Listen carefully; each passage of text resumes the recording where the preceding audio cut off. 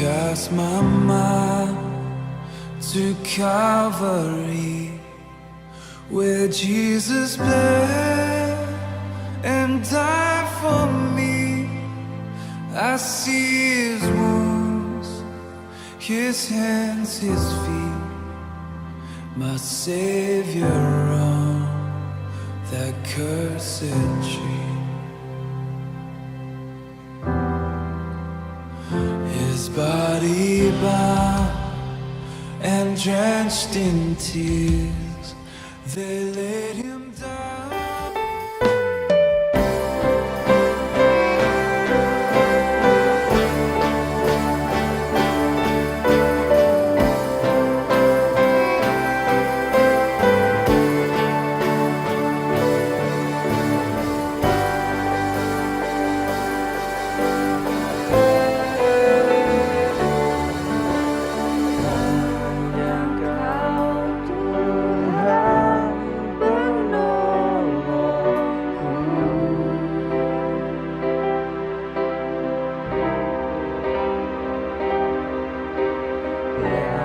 Selalu setia bersamaku,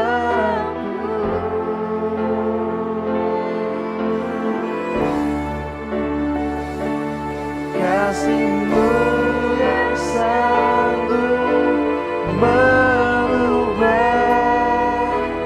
kehidupanku. Sungguh ku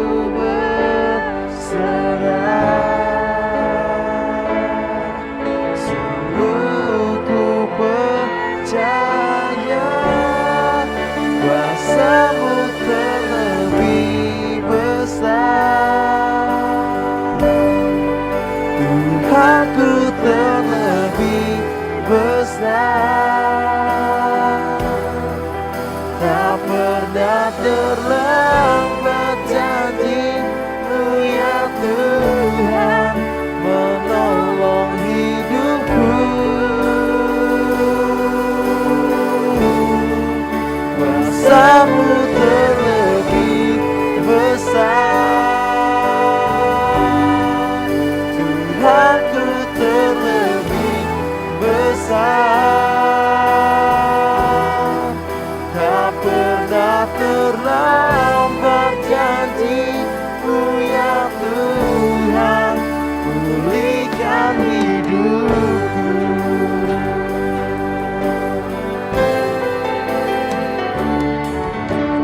Hanya Kau Tuhan penolongku,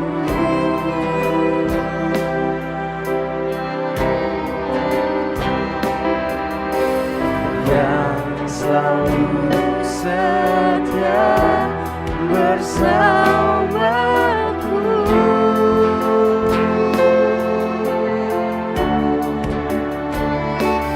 Kasih-Mu yang sanggup merubah kehidupanku. Sungguh ku berserah, sungguh ku percaya kuasa-Mu terlebih besar, Tuhanku terlebih besar. Tak pernah terlambat janji-Mu ya Tuhan menolong hidupku. Kuasa-Mu terlebih besar, Tuhanku terlebih besar. Tak pernah terlambat janji-Mu ya Tuhan pulihkan hidupku.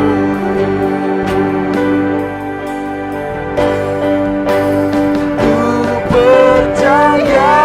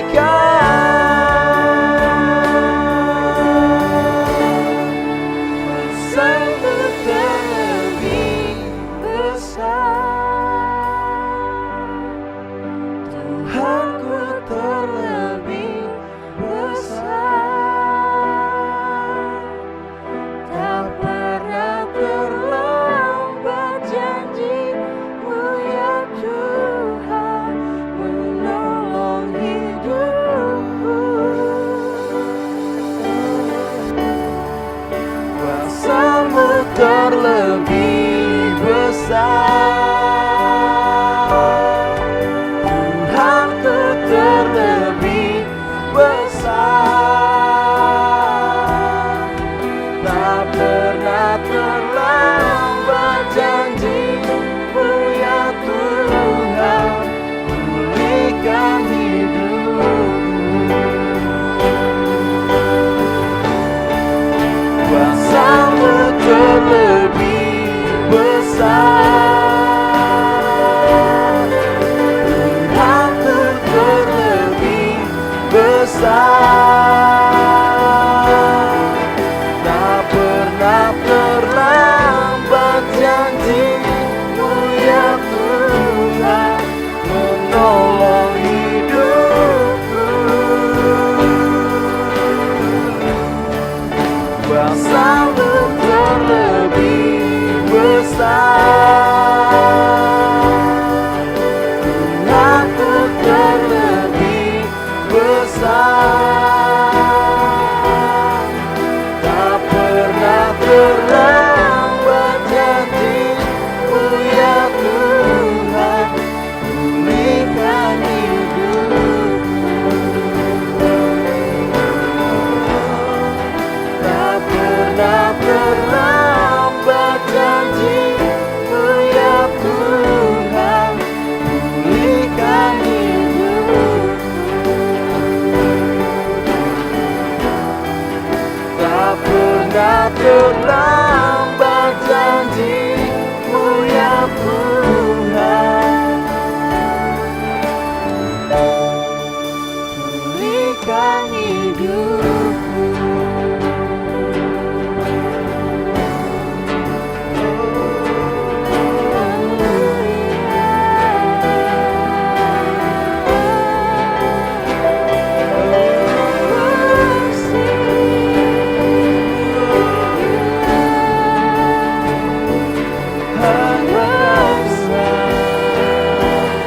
Kuasa-Mu Tuhan,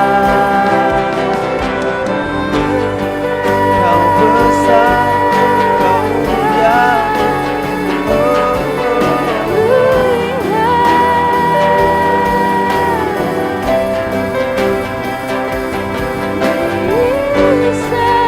Kau besar, Kau mulia. Tiada seperti-Mu Yesus, tiada seperti-Mu Yesus, Tuhan.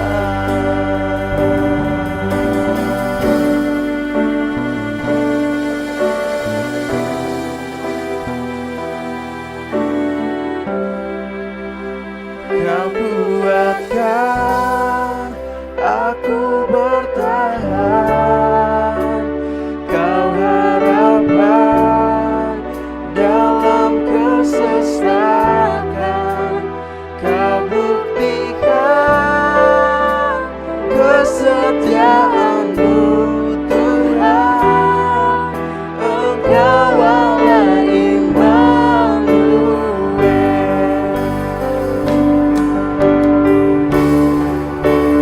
Kau kuatkan aku bertahan, Kau harapan dalam kesesakan. Kau buktikan kesetiaan-Mu Tuhan, Engkau Allah Immanuel.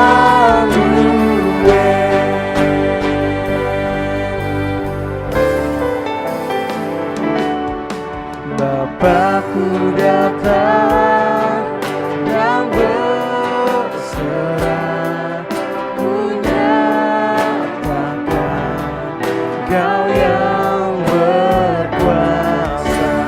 Dalam gelap Kau setia, Kau cahaya hidupku.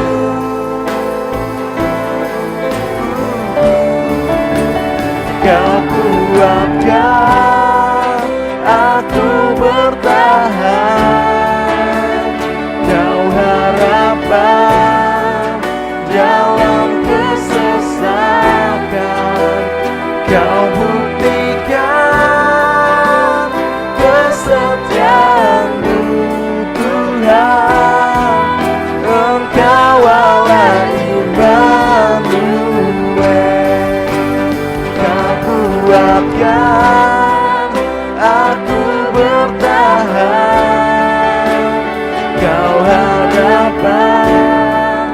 dalam kesesakan. Kau buktikan kesetiaan-Mu, Tuhan. Engkau Allah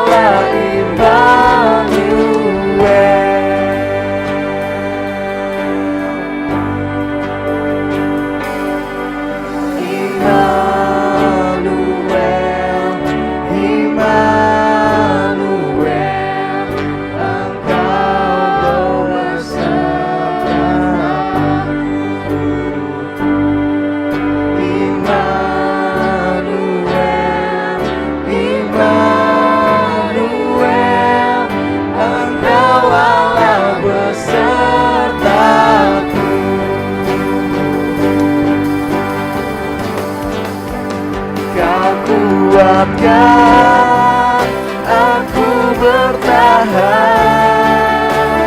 Kau harapan dalam kesesakan. Kau buktikan kesetiaan-Mu, Tuhan. Engkau Allah Immanuel.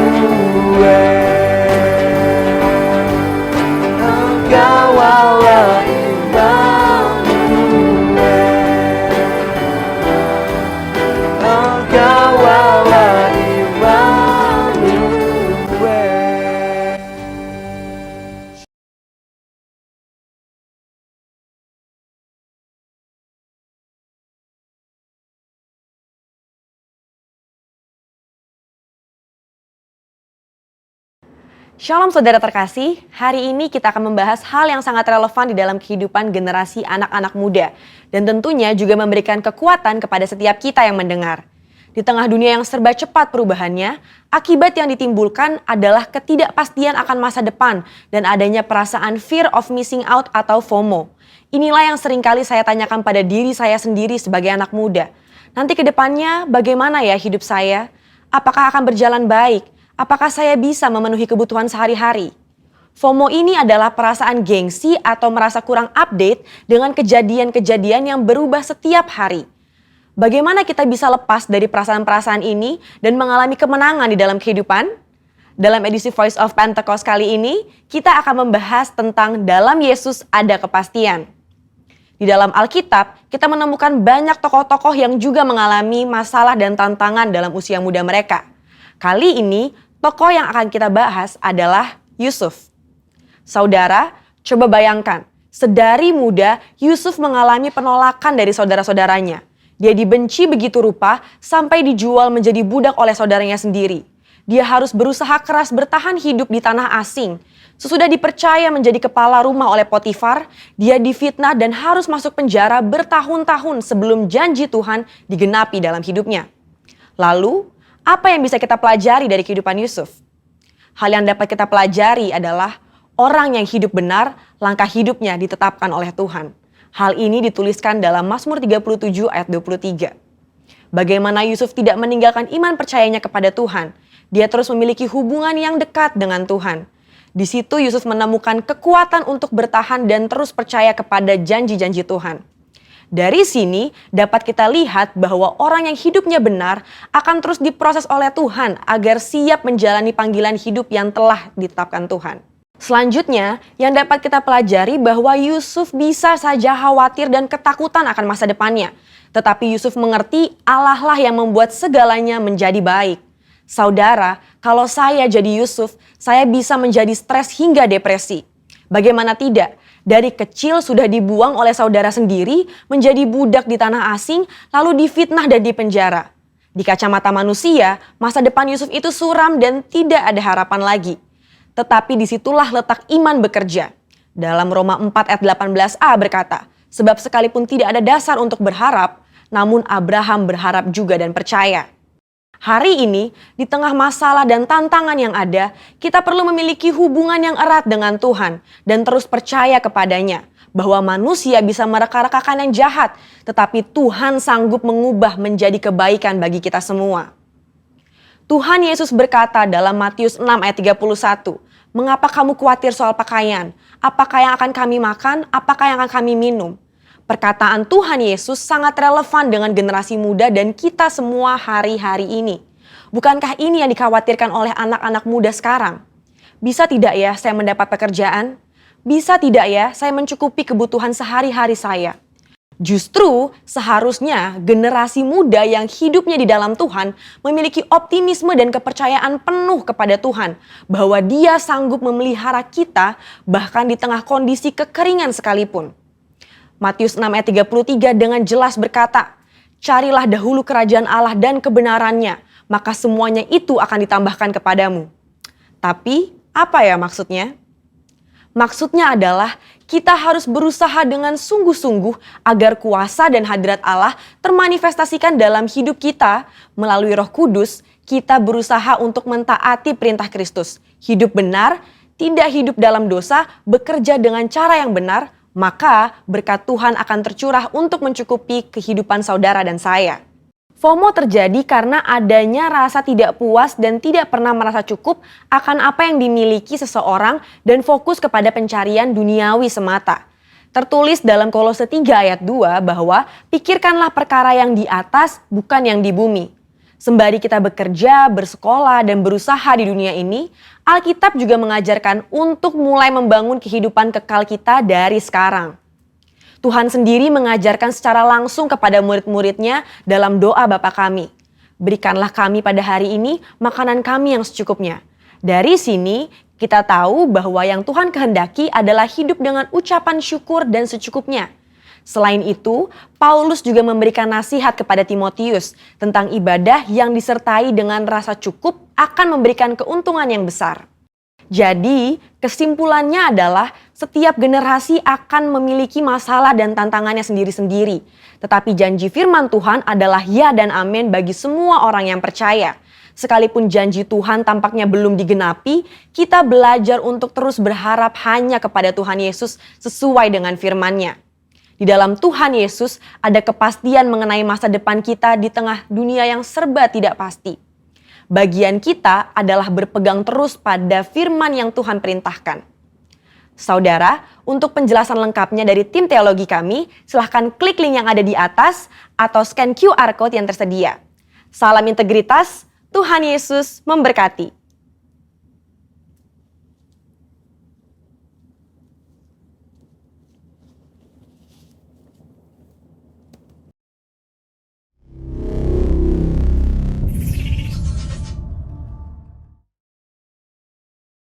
Shalom saudara dikasih Tuhan, senang sekali saya Pendeta Rubin Adi Abraham bisa melayani Anda pada hari ini. Hari ini saya akan berbicara perihal pekerjaan Roh Kudus dalam hidup orang percaya. Dan judul firman Tuhan adalah dahsyatnya karya Roh Kudus.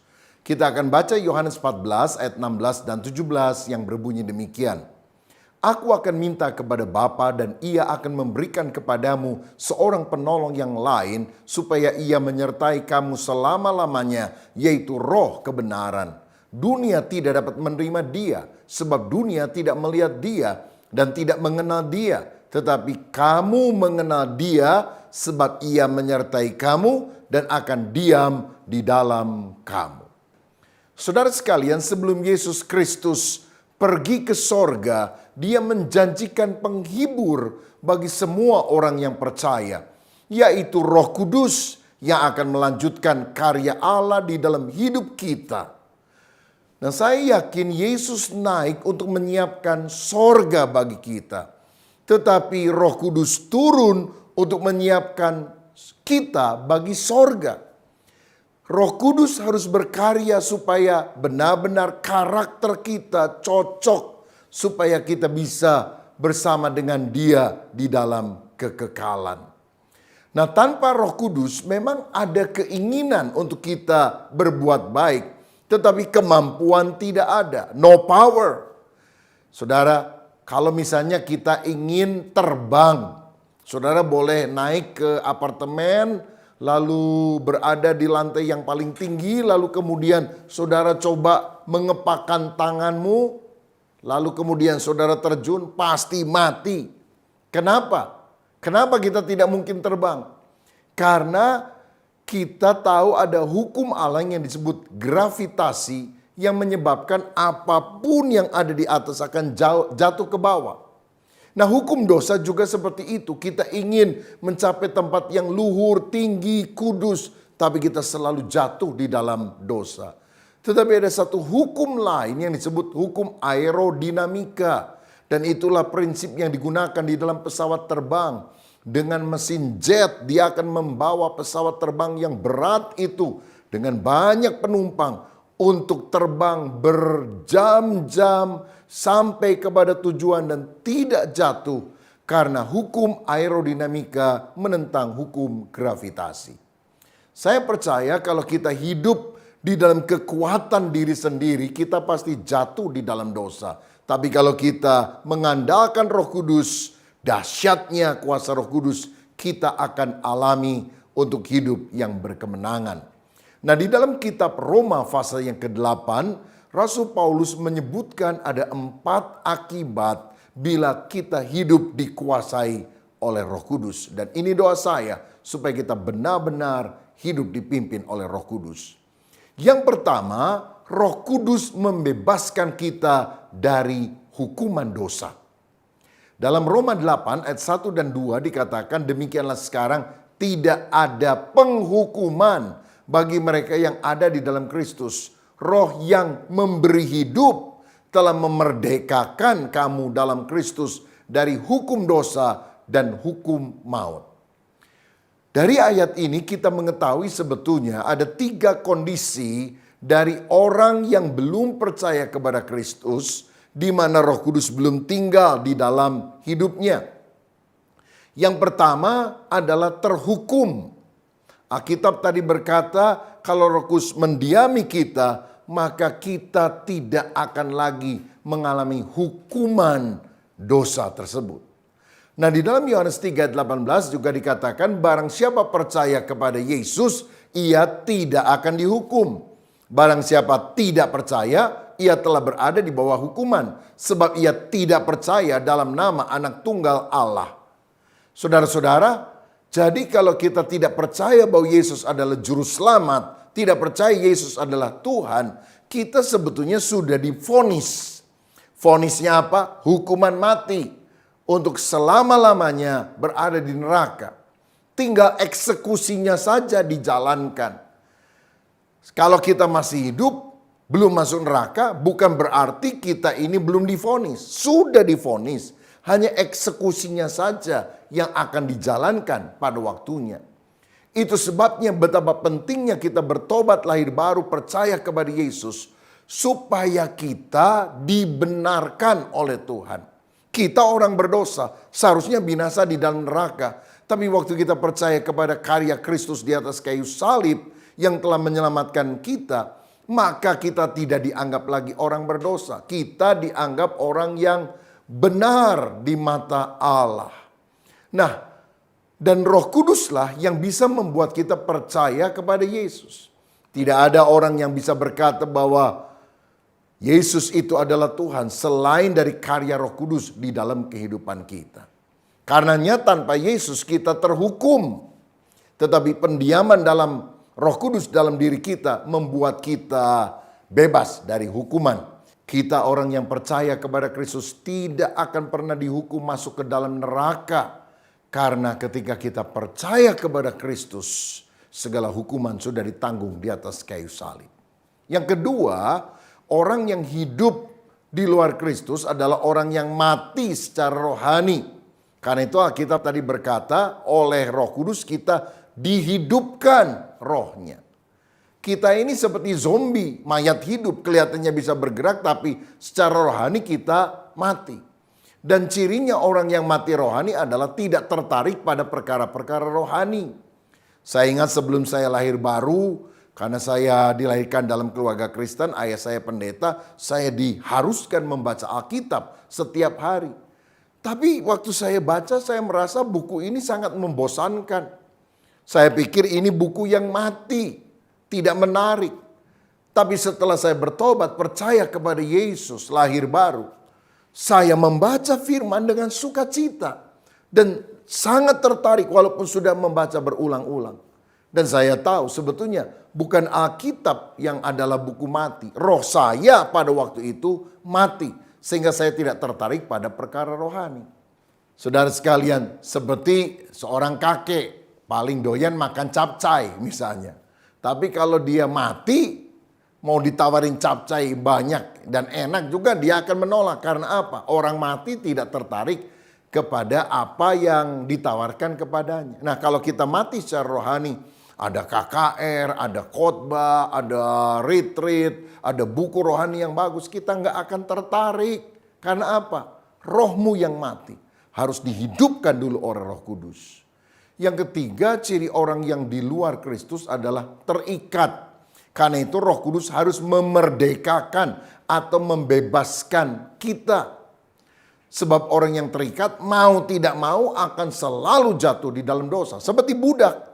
Budak itu di hadapan tuannya kalau disuruh dia harus taat. Jongkok, dia jongkok. Lompat, dia akan lompat. Karena apa? Budak.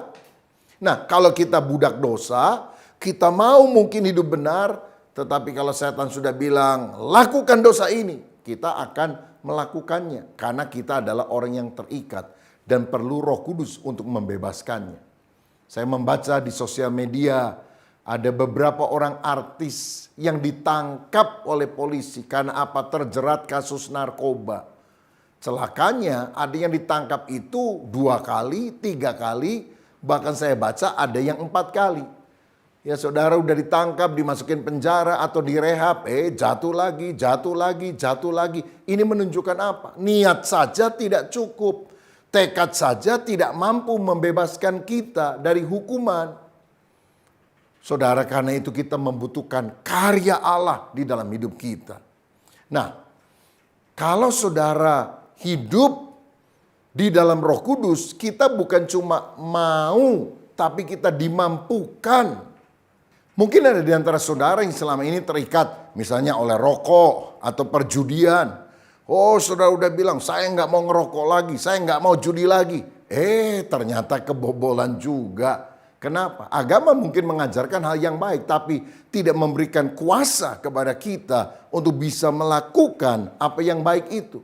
Hanya pendiaman Roh Kudus dalam hidup kita yang membuat kita mampu. Nah, dalam Galatia 5 ayat 19 sampai 21 dikatakan perbuatan daging telah nyata, yaitu percabulan, kecemaran, hawa nafsu, penyembahan berhala, sihir, perseteruan, perselisihan, iri hati, amarah, kepentingan diri sendiri, percideraan, roh pemecah, kedengkian, kemabukan, pesta pora, dan sebagainya. Terhadap semuanya itu kuperingatkan kamu seperti yang telah kubuat dahulu, bahwa barang siapa melakukan hal-hal yang demikian, ia tidak akan mendapat bagian dalam kerajaan Allah. Nah, yang pertama kita melihat perbuatan daging itu mencakup dosa seksual. Yang disebutkan tadi adalah percabulan, kecemaran, dan hawa nafsu. Orang kalau tidak dipimpin oleh Roh Kudus akan selalu jatuh pada dosa semacam ini. Pikiran yang kotor, hidup yang najis, dan jatuh lagi pada dosa seksual. Yang kedua adalah dosa okultisme, penyembahan berhala, dan sihir. Saudara, orang yang tidak dipenuhi dengan Roh Kudus, dia akan diikat oleh roh jahat. Percaya kepada dukun, paranormal, ya percaya kepada horoskop, buku primbon. Mungkin saudara bilang ini kan cuma iseng. Saya mau bilang jangan kasih kesempatan bagi iblis. Iblis nggak nunggu saudara percaya baru bekerja. Saudara iseng aja dia akan menyerang kita. Ini merupakan jalan masuk bagi si iblis. Yang ketiga adalah dosa sosial. Dan dosa sosial ini meliputi berbagai hal antara lain perselisihan, iri hati, amarah, kepentingan diri sendiri, perceraian, roh pemecah, kedengkian. Orang yang dikuasai oleh hukum dosa akan selalu berbantah-bantah dengan orang lain. Ngajak ribut, ya, terlibat dalam perkara kriminal. Dan dosa yang keempat adalah dosa hedon. Hidup menurut kemauan sendiri, ingin menikmati segala hawa nafsu dunia. Itu meliputi pesta pora, kemabukan, dan sebagainya. Tetapi kalau kita dikuasai oleh Roh Kudus, bukan perbuatan daging yang kita akan munculkan, tapi buah roh. Seperti yang dikatakan oleh Galatia 5 ayat 22-23. Kasih, sukacita, damai sejahtera, kesabaran, kemurahan, kebaikan, kesetiaan, kelemah lembutan, dan penguasaan diri. Saudara-saudara, kita percaya kalau Roh Kudus tinggal di dalam hidup kita, maka kita tidak lagi hidup di dalam hukuman. Kita tidak akan masuk neraka, bahkan hukum dosa pun kita bisa kalahkan oleh kuasanya. Karenanya hiduplah di dalam roh. Zakaria 4 ayat 6 berkata, bukan dengan keperkasaan atau dengan kekuatan, tetapi oleh rohku, kata Tuhan. Kita akan diberi kemampuan yang tidak mungkin dikerjakan oleh manusia untuk melakukan kehendaknya. Satu kali ada 2 ekor lalat yang sedang ngobrol di Bandar Udara Soekarno-Hatta, Jakarta.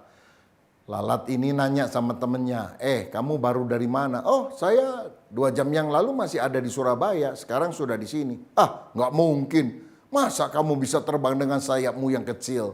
Saya nggak percaya. Lalat temannya bilang, oh saya memang nggak kuat kalau terbang dari Surabaya sampai ke Jakarta. Tapi saya dengan sayap yang kecil masuk ke dalam pesawat yang sayapnya besar. Jadi saya masuk, saya diem aja di sana. Dan ketika pesawatnya terbang ke sini, lalu mendarat, ya saya keluar ketemu sama kamu, katanya. Saudara, dengan kemampuan kita tidak akan bisa mengalahkan hukum dosa. Tapi kalau kita manunggal dengan Roh Kudus, kita hidup di dalam Kristus, kita dimampukan. Nah, saudara sekalian, kita melihat teladan Yesus pada waktu dia menang atas godaan dosa. Iblis kan mencobai dia 3 kali. Yang pertama, ubah batu menjadi roti. Halalkan segala cara, yang penting perutmu kenyang. Ini adalah godaan keinginan daging. Dan berapa banyak orang sekarang supaya perutnya kenyang, supaya hidupnya makmur, maka dia korupsi, dia melakukan hal-hal yang jahat. Yang kedua, Yesus digoda untuk menjatuhkan diri dari bait Allah. Maka nanti malaikat akan menatang engkau. Dan semua orang akan heran dan berkata, Superman kepadamu. Ini adalah dosa keangkuhan hidup, kesombongan. Rasa diri paling hebat, tidak mau kalah sama orang lain. Dan yang ketiga adalah godaan yang berkaitan dengan keinginan mata. Sembahlah aku akan berikan harta dunia ini kepadamu. Lihat, godaan dosa yang ditawarkan oleh iblis. Tetapi Yesus selalu menolak godaan itu. Dan dia berkata, ada tertulis, manusia tidak hidup dari roti saja, tapi dari setiap firman yang keluar dari mulut Allah. Ada tertulis, jangan engkau mencobai Tuhan Allahmu. Ada tertulis, hanya Allah saja yang harus engkau sembah. Nah, ketika kita taat pada kehendak Allah dan juga firman-Nya, godaan apapun, keinginan daging, keangkuhan hidup maupun keinginan mata, pasti kita bisa kalahkan oleh kuasa Roh Kudus. Saudara, karya Roh Kudus yang dahsyat dalam hidup orang percaya yang kedua adalah Roh Kudus memberikan pikiran yang rohani. Dalam Roma pasal 8 ayat 5 dikatakan, sebab mereka yang hidup menurut daging memikirkan hal-hal yang dari daging. Mereka yang hidup menurut roh memikirkan hal-hal yang dari roh. Saya percaya bahwa pikiran adalah sesuatu yang sangat penting karena ini menentukan perasaan, perkataan, dan juga perbuatan. Pikiran menunjukkan siapa saya. Engkau adalah apa yang engkau pikirkan. Karena itu Allah ingin agar kita punya pikiran yang luhur, yang rohani, pikiran Kristus. Kolose 3 ayat 1 dan 2 berkata, karena itu kalau kamu dibangkitkan bersama dengan Kristus, carilah perkara yang di atas, di mana Kristus ada, duduk di sebelah kanan Allah. Pikirkanlah perkara yang di atas, bukan yang di bumi. Ada berapa banyak orang bahkan sudah jadi Kristen, mindsetnya tidak pernah berubah. Pikirannya sangat duniawi. Ya kalau hari Minggu ke gereja, tetapi selebihnya yang dia pikir cuma duit aja. Gimana saya lebih kaya, lebih hebat, lebih ternama. Padahal hidup di dunia itu cuma sebentar. 70 tahun, paling lama 80 tahun. Sedangkan ada kekekalan yang menanti kita. Apakah di neraka ataukah di sorga. Karena itu kita seharusnya memikirkan perkara-perkara yang di atas. Perkara-perkara yang kekal. Perkara yang berkaitan dengan Tuhan dan kemuliaannya. Seperti yang juga dicatat di dalam Filipi 4 ayat 8 yang berkata, Jadi akhirnya saudara-saudara, semua yang benar, semua yang mulia, semua yang adil, semua yang suci, semua yang manis, semua yang sedap didengar, semua yang disebut kebajikan dan patut dipuji, pikirkanlah semuanya itu. Nah, bagaimana supaya kita tidak memikirkan hal yang kotor, tetapi memikirkan hal-hal yang bersih? Alihkan pikiran kita dari yang najis pada hal yang benar. Misalnya, kalau saudara bilang, saya nggak mau pikir kotor, saya nggak mau pikir kotor, saya nggak mau pikir kotor. Apa yang terjadi? Saudara kan pikir kotor, kotor, kotor. Seperti halnya kalau saya bilang, saya tidak mau pikir gajah, saya tidak mau pikir gajah. Saya tidak mau pikir gajah yang badannya besar, yang belalainya panjang. Saudara lagi mikir apa? Pasti mikir gajah, bukan? Kalau saudara tidak mau pikir gajah, pikirkan yang lain. Pikir mobil misalnya. Oh, warnanya merah menyala. Oh, setirnya enak sekali. Kursinya empuk. Ketika saudara memikirkan mobil, maka pada saat yang sama, saudara tidak akan memikirkan gajah. Cuma jangan mikir gajah naik mobil. Nah, itu masih ada unsur gajahnya tentunya. Nah, bagaimana supaya kita bisa mengalihkan pikiran kita pada hal yang benar? Isi pikiran saudara dengan firman Allah.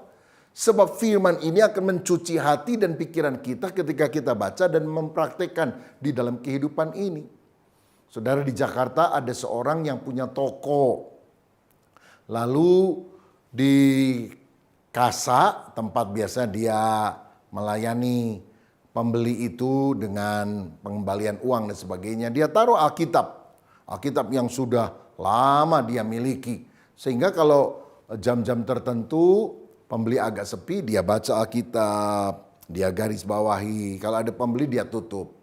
Kalau lagi sepi dia buka lagi. Satu kali ada seorang pembeli bilang gini, "Pak, itu buku apa tebel amat, tapi kok dekil amat ya?" Orang ini bilang, "Oh, ini Alkitab." Ya, memang Alkitab saya dekil karena tiap hari saya baca. Tapi semakin dekil Alkitab saya, semakin bersih hatiku dan pikiranku. Saudara, bagaimana dengan Alkitabmu? Oh, Alkitab saya bersih, Pak. Wah, jangan-jangan hati dan pikiranmu yang dekil, saudara sekalian. Karena itu baca firman setiap hari. Nah, kalau pikiran kita diisi dengan firman, maka kita akan memikirkan Tuhan, pekerjaannya, kemuliaannya. Coba pikirkan Tuhan dan pekerjaannya. Coba saudara berpikir bukan hanya bagaimana ya supaya saya dapat uang lebih banyak. Tapi gimana ya supaya gereja di mana saya beribadah makin hari makin maju. Bagaimana supaya jiwa-jiwa baru lebih banyak yang diselamatkan. Terutama anggota keluargaku yang belum percaya bagaimana bisa dimenangkan. Bagaimana ya supaya orang-orang bisa ikut komunitas sel. Coba pikirkan bagaimana anak-anak saya bisa mendapatkan pelayanan rohani yang baik. Bagaimana saya bisa menabung harta di sorga. Bagaimana saya bisa menjadi berkat yang lebih besar bagi orang lain. Saya percaya kalau kita memikirkan bukan hanya diri sendiri, tapi orang lain dan mau jadi berkat, kita akan kreatif seperti Yusuf. Ketika Yusuf ada di Mesir, dia memikirkan bagaimana supaya orang-orang tidak mati kelaparan, saudara. Hikmat Allah mengalir, sehingga strategi-strateginya luar biasa. 7 tahun masa kelimpahan, dia simpan gandum dalam lumbung di seluruh Mesir. Sehingga 7 tahun masa kelaparan, dia mulai bagi-bagi itu dengan penata layan atau pengelolaan yang baik.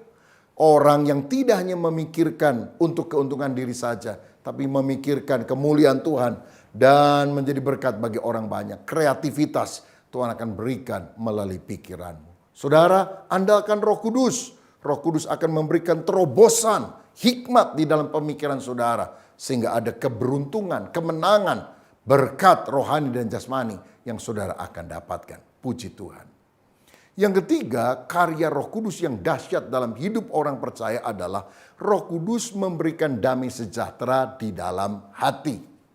Dalam Roma 8 ayat 6 dikatakan, karena keinginan daging adalah maut, tetapi keinginan roh adalah hidup dan damai sejahtera. Ingat ke saudara ketika Rasul Paulus dan Silas memberitakan Injil di Filipi, ternyata mereka ditangkap, dimasukkan di dalam penjara. Tapi mereka tidak panik, mereka tidak menyesali diri. Kisah Rasul 16 mencatat mereka justru menyanyikan lagu puji-pujian kepada Tuhan. Sehingga gempa terjadi dan mereka bisa menginjili kepala penjara sehingga mereka bertobat. Saudara sekalian, Roh Kudus kalau kita izinkan berkarya, dia akan memberikan damai sejahtera walaupun kondisi di luar tampaknya tidak nyaman. Dalam Kisah Rasul 12 juga kita membaca kisah Rasul Yakobus ditangkap oleh Herodes dan dibunuh. Dan kemudian Petrus juga ditangkap dan besok akan diadili di depan orang banyak. Dan kita tahu hukumannya pasti hukuman mati, bukan? Tetapi malam itu Petrus tidur nyenyak. Dan ketika ada malaikat yang disuruh Tuhan untuk membangunkan, melepaskan dia dari penjara, menyuruh dia keluar, Petrus masih pikir itu mimpi. Ini saking nyenyak tidurnya, saudara. Jadi tidak bisa bedakan mana mimpi dan mana kenyataan. Loh, kalau saudara tahu besok saudara akan divonis hukuman mati, apa bisa tidur? Enggak. Enggak mungkin bisa tidur, bukan? Tapi kenapa Petrus begitu nyenyak tidurnya? Karena dia mengalami damai sejahtera di dalam hati. Dia pegang saja perkataan Yesus. Yesus pernah ngomong kepada dia, kalau kamu muda, kamu mengikat pinggangmu dan kamu boleh pergi saja kemana kamu mau. Tapi kalau kamu sudah tua, kamu akan diikat dan kamu akan mati demi namaku, kata Yesus. Jadi Petrus tahu dia akan mati di dalam pemberitaan Injil yang dia lakukan demi nama Yesus. Tapi waktunya adalah kalau dia sudah tua. Jadi sebelum tidur mungkin dia doa, Tuhan aku tahu aku harus mati. Tapi aku yakin bukan sekarang. Aku masih muda Tuhan, aku belum tua-tua banget. Jadi aku yakin gak mungkin aku mati besok. Wah, tenang sekali saudara, karena dia pegang perkataan Tuhan. Karena itu kalau saudara menghadapi badai dalam kehidupan, jangan lihat kiri kanan, engkau menjadi gelisah, tidak ada damai sejahtera. Pegang perkataan Tuhan, aku menyertai kamu senantiasa sampai pada kesudahan alam. Kita tenang. Simon Petrus juga tidak gelisah walaupun bahaya maut mengancam dia. Karena apa? Dia bukan hanya memegang perkataan Yesus, dia meneladani apa yang dilakukan Yesus. Ketika Yesus ada di Danau Galilea, di perahu, dia tidur, nyenyak. Padahal itu angin tofan hampir menenggelamkan kapal tersebut. Kenapa Yesus bisa tidur dengan santai, sedangkan murid-muridnya sangat ketakutan? Karena Yesus tahu Bapa Surgawi pasti akan memelihara dia. Nggak mungkin dong dia mati di dasar Danau Galilea dan nggak jadi juru selamat yang mati di kayu salib. Dia percaya tidak ada perkara yang terjadi tanpa seizin Bapa. Itu sebabnya di tengah masalah badai kehidupan tetap miliki damai sejahtera kalau kita sungguh-sungguh mengandalkan Roh Kudus. Yohanes 14 ayat 26-27, Yesus berkata, tetapi penghibur yaitu Roh Kudus yang akan diutus oleh Bapa dalam namaku, dialah yang akan mengajarkan segala sesuatu kepadamu dan akan mengingatkan kamu akan semua yang telah kukatakan kepadamu. Damai sejahtera ku tinggalkan bagimu, damai sejahtera ku berikan kepadamu. Dan apa yang ku berikan tidak seperti yang diberikan oleh dunia kepadamu. Janganlah gelisah dan gentar hatimu. Tuhan sudah ingatkan, kesulitan akan terjadi. Tapi aku akan kirim Roh Kudus untuk mengingatkan perkataan-perkataanku kepadamu. Dan kalau engkau pegang perkataanku yang diingatkan oleh Roh Kudus, kamu akan tetap mengalami damai sejahtera di dalam segala hal. Oh puji Tuhan, Roh Kudus memberikan damai sejahtera di dalam hati. Saudara, pada akhir zaman, keadaan yang penuh dengan badai kehidupan akan terjadi. Kita sangat membutuhkan Roh Kudus. Saya mendengar di Amerika Serikat setiap malam ada lebih dari 20 juta pil penenang yang harus diminum orang karena mereka insomnia, tidak bisa tidur. Saya bersyukur karena saya percaya kepada Yesus, Roh Kudus ada dalam diri saya. Kalau saya naik mobil, misalnya mau pelayanan keluar kota, nggak lama sudah tertidur. Pulang juga saudara, habis pelayanan capek, masuk mobil bisa tidur dengan nyenyak. Apalagi di kasur yang empuk saudara. Yang penting damai sejahtera, nggak usah ketakutan. Tidur sebentar kaget, dikejar-kejar celeng, dikejar-kejar setan. Nggak usah seperti itu kalau Roh Kudus bertahta dalam hidup kita. Saya dengar negara maju seperti Jepang, banyak orang stres, banyak orang bunuh diri. Anak sekolah aja nggak lulus, bunuh diri. PR nilainya jelek, bunuh diri. Waduh, beda banget ya sama Indonesia. Di Indonesia nilainya jelek malah ketawa. Hehehe, nilai saya jelek. Kamu dapat berapa? Aduh jelek, saya 3. Hah 3? Saya 1, katanya saudara. Wah ini kebangetan juga sih. Nah saya ingat satu kali saya pelayanan di luar kota.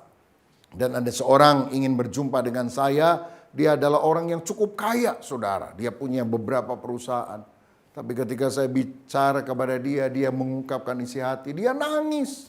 Dan dia bilang gini, Pak Pendeta, tukang beca di depan rumah saya masih lebih bahagia daripada saya. Dia kalau sudah mengayuh beca, bisa tidur ngorok. Saya nggak bisa tidur. Gimana ya supaya saya ngalami damai sejahtera? Saya pikir dalam hati, gimana kalau ditukar saja tukang beca jadi pemilik perusahaan, Bapak jadi tukang beca. Siapa tahu bisa tidur seperti dia. Cuma tentu saya tidak bilang seperti itulah. Maksud saya begini, orang kaya raya pun dia bisa stres. Tapi kalau ada Yesus di dalam hidup saudara, Roh Kudus menguasai. Engkau hidup di dalam doa, engkau hidup dalam penyembahan, engkau hidup di dalam pembacaan firman, engkau hidup di dalam ibadah. Roh Kudus memberi damai sejahtera di dalam hati. Dan hal yang keempat, karya dahsyat Roh Kudus dalam hidup kita adalah Roh Kudus membuat kita akrab dengan Allah.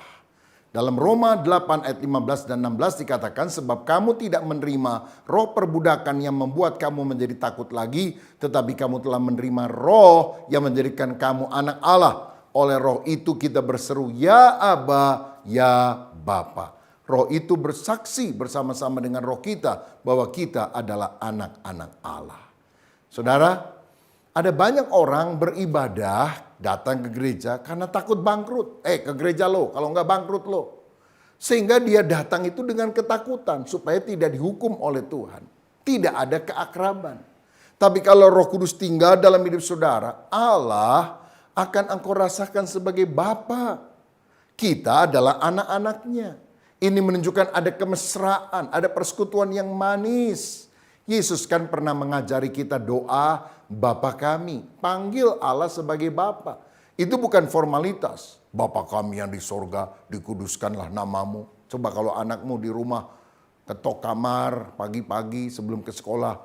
Dan dia doa, Bapa kami yang ada di dalam kamar, dipermuliakanlah namamu. Izinkan aku pergi ke sekolah pada hari ini. Dijitak sama bapaknya, ngapain lu? Ini menunjukkan sebuah kedekatan hubungan, kemesraan. Bukan doa yang formal. Saudara, kalau kita penuh dengan Roh Kudus, kita akan merasa Allah begitu dekat. Allah itu bisa berkomunikasi dengan kita. Dia bisa bicara di hati nurani kita. Dia bisa bicara waktu kita membaca Alkitab. Dan sepertinya ayat itu berbicara secara khusus bagi kita. Itu karena karya Roh Kudus. Dalam Yohanes 15 ayat 15, Yesus berkata, aku tidak menyebut kamu lagi hamba, sebab hamba tidak tahu apa yang diperbuat oleh tuannya.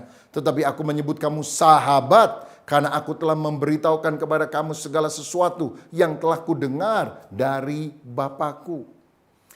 Kita bukan hanya hamba Tuhan, kita ini adalah temannya Tuhan, sahabatnya Tuhan. I am a friend of God. Hamba tidak diberitahu rahasia hati. Tapi teman itu suka curhat. Dan Tuhan kalau menjadi teman kita, dia akan mencurahkan isi hatinya, menceritakan rahasia-rahasianya kepada kita. Sehingga kita tahu pikirannya, kita tahu apa rencana dan maksudnya. Itu sebabnya saudara sekalian, kalau kita berdoa, jalin keintiman dengan Tuhan. Bukan cuma minta berkat, minta ini, minta itu. Tapi sungguh-sungguh akrab dengan dia. Saya lihat orang-orang yang dipakai Tuhan luar biasa itu punya keakraban, persekutuan. Dia bisa berdoa bahkan berjam-jam dengan Tuhan. Pendeta Choi Yonggi yang dipercayakan mengembalakan gereja terbesar di seluruh dunia di Korea Selatan. Itu pernah bersaksi rata-rata dia doa setiap hari 3 jam. Oh, bayangkan saudara. Saya pernah ketemu dengan hamba Tuhan senior, sekarang sudah bersama dengan Tuhan, Bapak Pendeta Ishak Liu dari Surabaya. Dan waktu saya ketemu, saya tanya, Om doa berapa lama setiap hari? 6 jam. Wow, 6 jam? Iya katanya, saya doa 2 jam pagi, 2 jam siang, 2 jam malam. Lalu saya tanya, gimana caranya bisa doa begitu lama dan panjang? Dia menjawab, doa itu mesti sedikit meminta, banyak menyembah. Ini kuncinya. Doa itu bukan cuma minta-minta, tapi menjalin keakraban dengan Tuhan. Cuma nyembah, haleluya, Engkau baik, luar biasa. Engkau mengasihi aku juga mengasihimu Tuhan. Oh, seperti orang pacaran berkasih-kasihan, itu ngobrol berjam-jam gak kerasa. Karena apa? Hati yang saling mencintai. Nah, Roh Kuduslah yang akan membuat kita dekat dengan Tuhan. Saya punya opa, dia punya kehidupan doa yang sangat teratur. Dia selalu doa rata-rata 15 menit lah setiap kali doanya. Tapi dia selalu doa tiap hari mulai dari jam 6 pagi, lalu kemudian jam 9, lalu jam 12, lalu jam 3, lalu jam 6 sore, lalu jam 9 malam. Begitu terus. Dan anak-anaknya banyak yang jadi hamba Tuhan. Cucu-cucunya banyak yang jadi hamba Tuhan juga, termasuk saya. Saudara, tapi saya tidak bisa membanggakan diri. Karena apa? Ada orang yang menabur kehidupan rohani di dalam doa. Dan Tuhan memberikan kasih karunia kepada keluarga kami. Saudara, maukah engkau menjalin keintiman dengan Tuhan? Dengan banyak berdoa, merenungkan firman-Nya. Dan itu akan terjadi kalau Roh Kudus menguasai hidup saudara.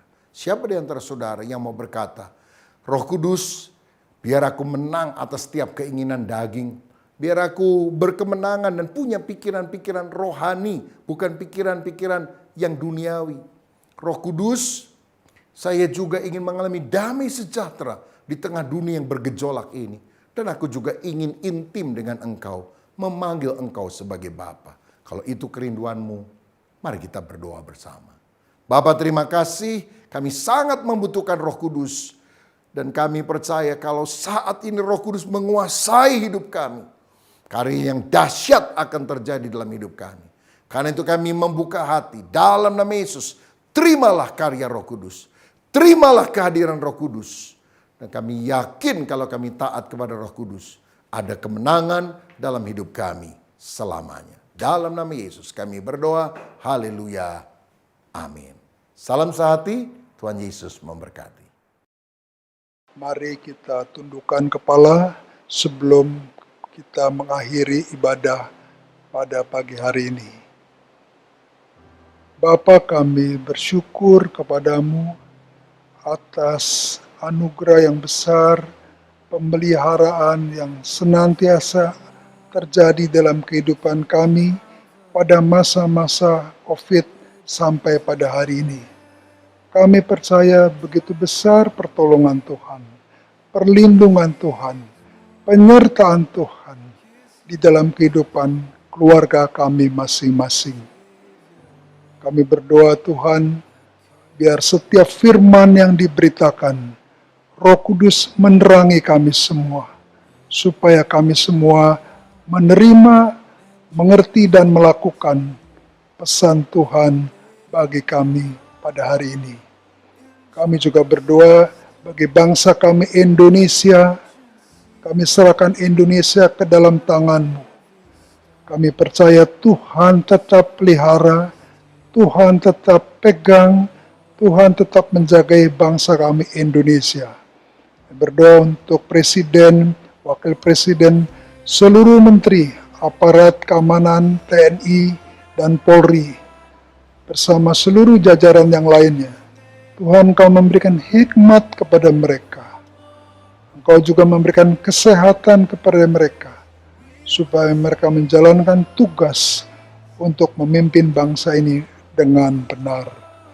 Kami juga berdoa memberkati gembala pembina kami, Pendeta Insinyur Niko Nyotorharjo bersama para wakil. Kami juga berdoa memberkati gembala rayon kami, Bapak Pendeta Wiweko Mulyono, biar kasih karunia anugerah yang besar, kesehatan menyertai para pemimpin rohani. Demikian juga kepada seluruh jemaat Tuhan. Ya Tuhan, lindungi kami semua, pelihara kami semua dalam tangan kasih karunia Tuhan Yesus. Terima kasih ya Tuhan.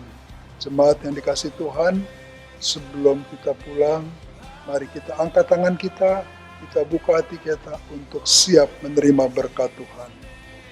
Ya Bapa di surga, berkatilah seluruh jemaat Tuhan. Berkatilah keluarga mereka.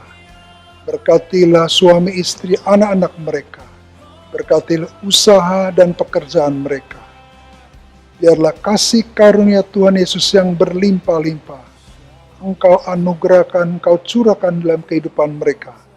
Bersama-sama dengan persekutuan yang manis dengan Roh Kudus, selalu menyertai jemaat-Mu, mulai pagi hari ini sampai kita semua dijemput di awan-awan yang mulia. Yang percaya, kita sama-sama katakan, Amin. I cast my mind to Calvary, where Jesus bled and died.